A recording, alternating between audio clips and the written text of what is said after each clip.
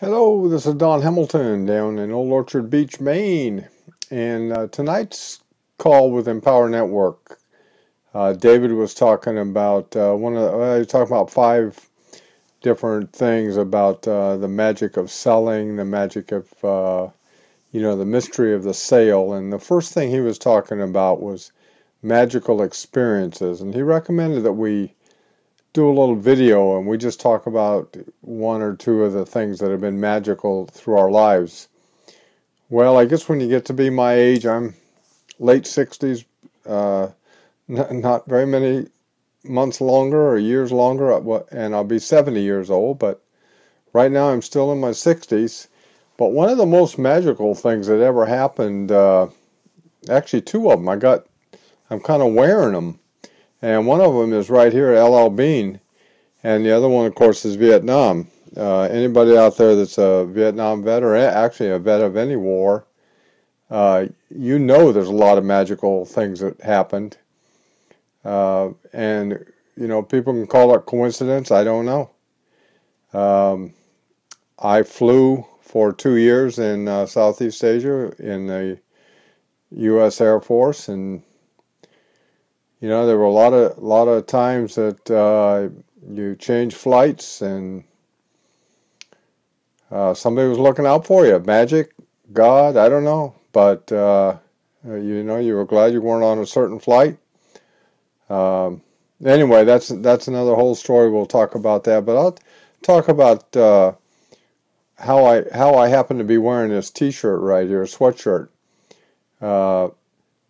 When I left the military, when I got out of the military, I struggled for a long time. A lot of things just weren't making sense to me, especially in the employment field. I got licensed. I was a stockbroker. Hated that business, and the main reason I hated it is that I just detested doing cold calls. But I paid a lot of money to become a stockbroker, and I did okay. I did all right in it. But it was a job that I could not stand. I hated every minute of it, and because I hated all that, family life started taking a big tattoo. I got into some real bad habits, some things about abusing the body with alcohol and whatnot, and smoking. I started smoking when I was probably 12 years old, and I smoked for almost 30 years. And of course, now today, I'm paying a little bit of the price in that. But anyway, another part of that story. But anyway, how I got to work at LL Bean. Just before LL Bean, I was in a sales job. And again, I didn't like the job at all. Didn't like the company I was working for. But one day I went in to see my boss, and I said, man, his name is John Blackwell. He's dead now. But I said, John, I got to get out of here just for a day. I got to do something. And I was making pretty good money.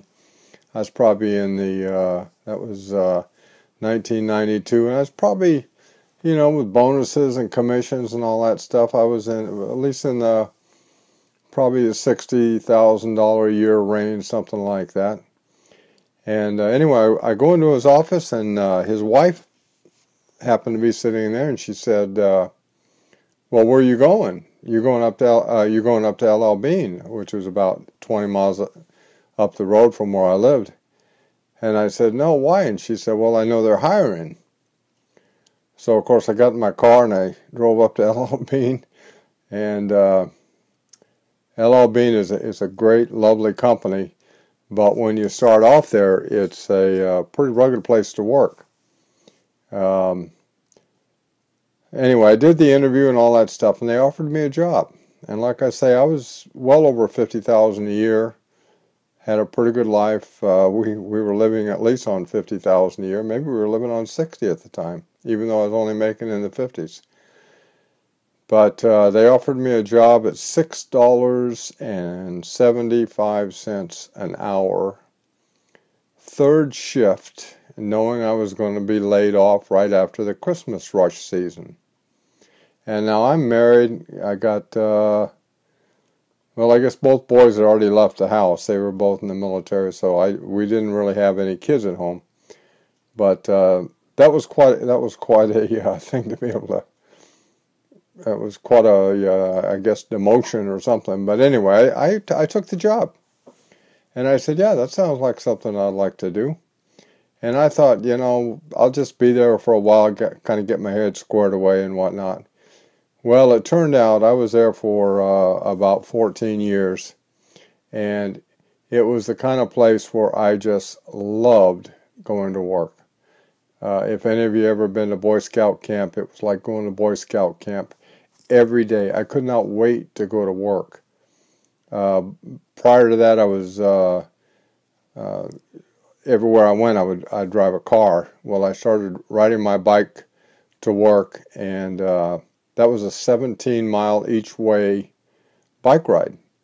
And I did that for up here in Maine for about 6 years, and then I transferred with LL Bean down further south where year-round riding was a lot easier than it is up here.